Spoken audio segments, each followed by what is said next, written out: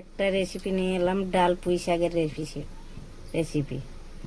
কড়া গরম হয়ে গেছে, তেজপাতা শুকনো লঙ্কা দিচ্ছি ফোড়নে।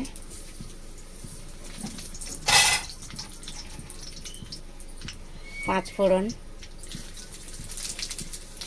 ডাল পুঁই শাকটা সিদ্ধ করে নিয়েছি, এটাতে দিয়েছি লবণ, দিয়েছি লঙ্কার গুঁড়ো, জিরের গুঁড়ো, ধনের গুঁড়ো দিয়ে সিদ্ধ করে নিয়েছি।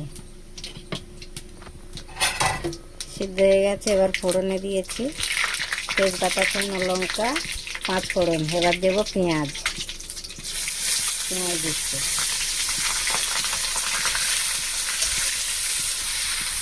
পেঁয়াজটা ভাজা ভাজা হয়ে গেলে ডালটা চলে যাবে।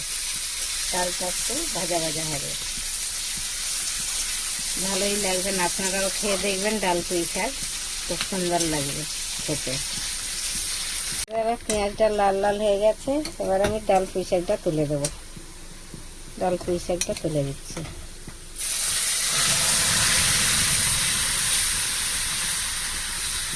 ভাজা ভাজা হয়ে গেলে নামিয়ে নেব।